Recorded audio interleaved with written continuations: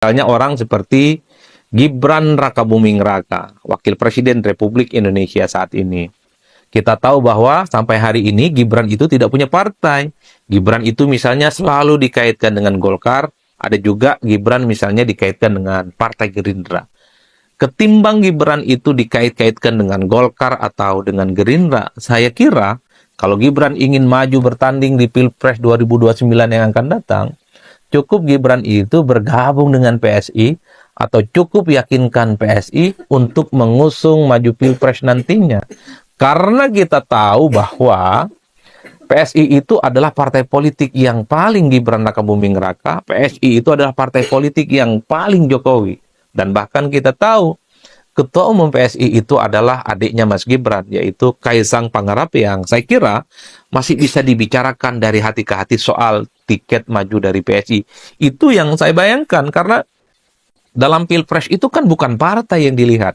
Yang dilihat itu adalah figur, sosok yang kemudian diusung. Per hari ini, saya kira Gibran itu punya modal sosial, punya modal kapital, popularitas, dan elektabilitasnya relatif kompetitif untuk bisa maju di 2029.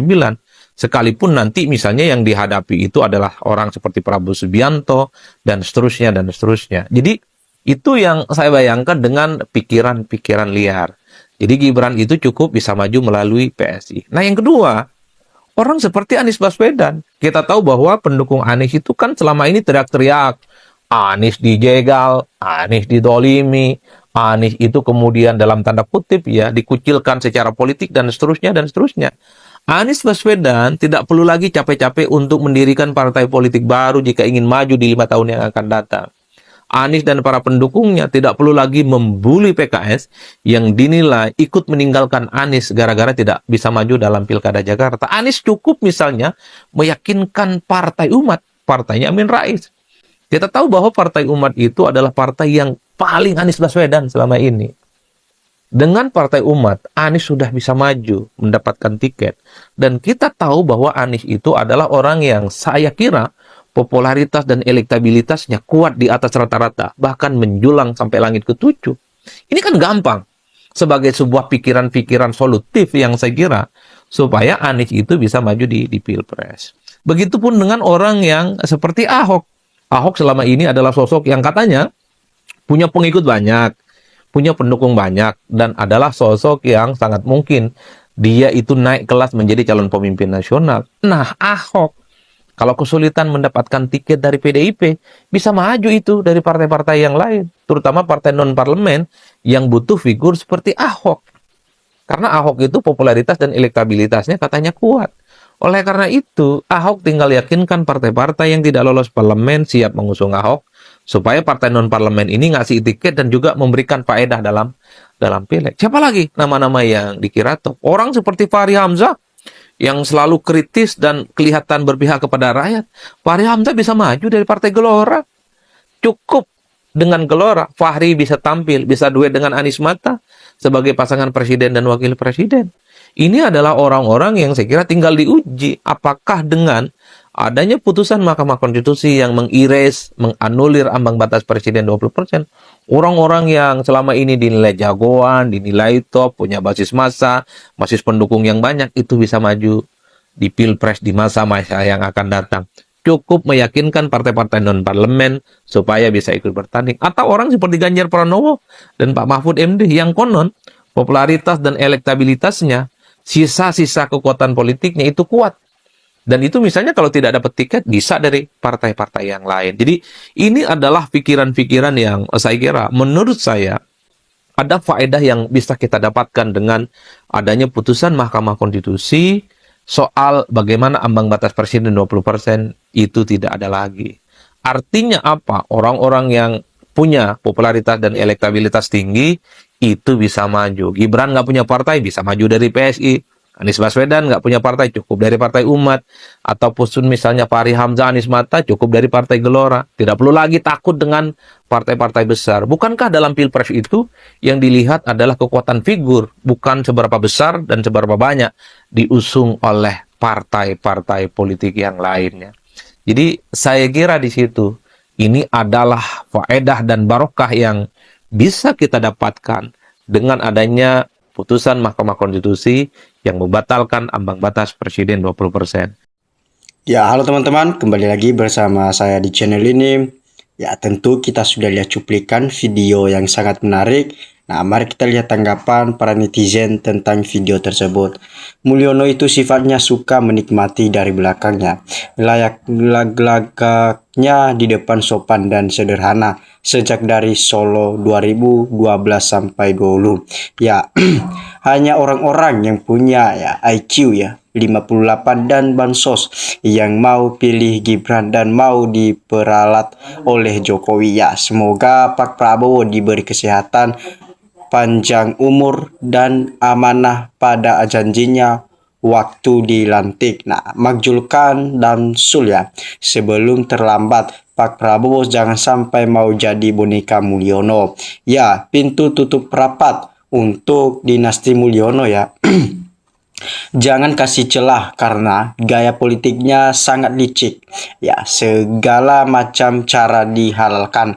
Ya, Pak Prabowo mestinya tegas lengserkan Gibran, jauhi Jokowi dan fokus bangun negeri. Dijamin gak ada lagi ribut-ribut di negeri ini. Pimpin negara juga tenang.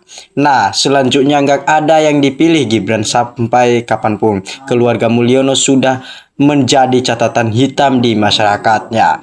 Gibran dipecat saja masih banyak anak muda cerdas, waras dan etikanya tinggi. Nah, seorang jenderal TNI jangan lega meskipun menghadapi katanya mantan tukang mau meubel. Nah, hayo cepat daftar ya, hanya ijazah SMP bisa nyalon presiden loh. Ya, hancur negara ini.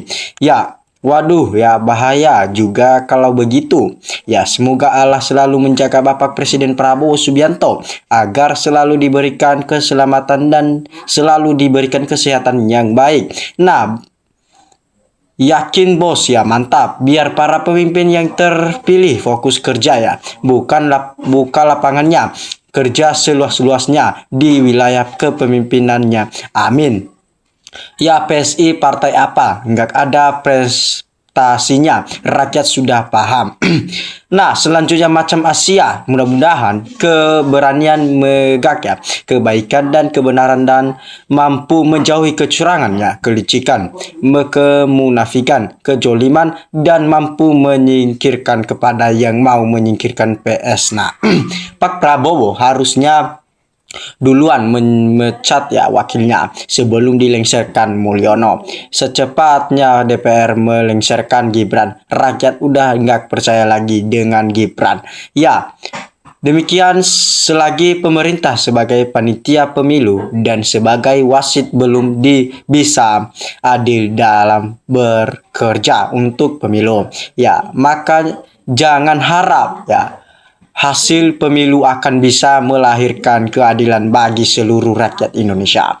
Nah, bahaya Jokowi ya dan Gibran, hati-hati Pak Prabowo. Bila perlu dipecat Gibran aja ya.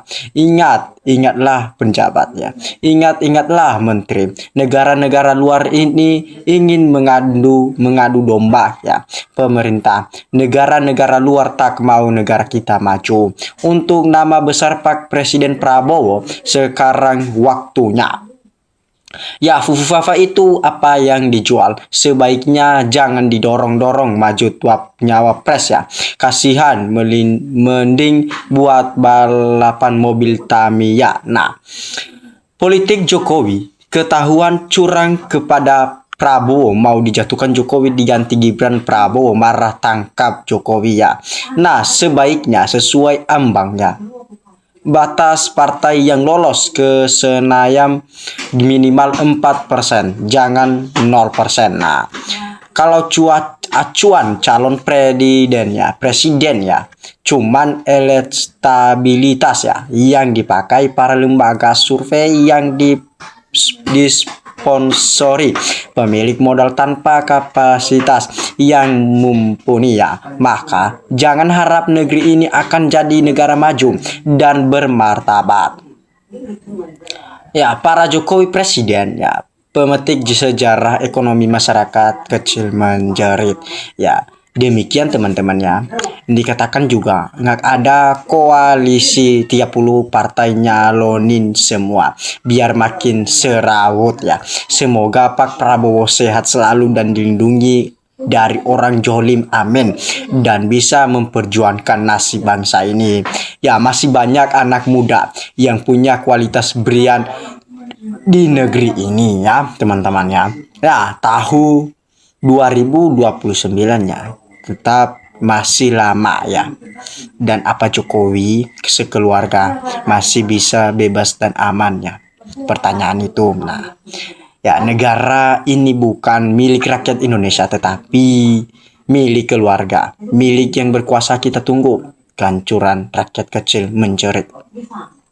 Ya, negara akan hancur dan tumbuh baru yang lebih baik setelah hancurnya para penjabat dahlim. Perang sama koruptor saja nggak pecos ya. Kapan negara ini mau maju? Ya, demikian para penjabat negara belum bekerja, sudah memikirkan berencana untuk melanjutkan kekuasaan selanjutnya atau serakah. Kapan memikirkan rakyat sangat berperhatikan ya sebelum menunjuk pilihan presidennya 2029 ya. Seluruh calon harus memberikan informasi ya dan keterangan riwayat pendidikan, sertakan ijazah aslinya. Nah, melihat kebohongan dan kelicikan yang dilakukan selama satu tidak mustahil PS dijegal. Ya, akal sehat, akal hilang ya ketika keserakahan dan nafsu mendominasi pikiran dan hati. Ya teman-teman, sudah sering saya sampaikan ya bahwa Bapak Presiden harus hati-hati kepada siapapun yang berjiwa haus kekuasaan, culas, licik, penjilat dan yang sejenisnya. Hati-hati ya, Jokowi membangun bukan berpresentasi ya karena uang hutang ya teman-teman ya. Membangun itu hasil karena sesuatu yang menghasilkan dari sumber daya alam kita. Gak yakin ya anak-anak Jokowi bisa pimpin ya, wong masiknya aja sudah curang. Nah, mantap Bang Adi ya, tapi napa mendadak jadi ustadz ya? Ya, lagi dekat sama Bang Rangkuti ya. Pokoknya kalau Bang Adi bahas politik gak ada lawan, mantap. Ya, sudahlah, penjarakan saja Jokowi, koruptor terbesar yang menyengsarakan rakyat itu. Ya, teman-teman, yang dikatakan juga di sini, sudahlah ya, penjara saja si Jokowi, koruptor ya. Ya, saya masyarakat kecil ya, sangat berharap Pak Ahok diusung PDIP RI 1 2029. Ya, yang tahu niat baik buruk hanya Tuhan yang Maha Esa ya teman-teman.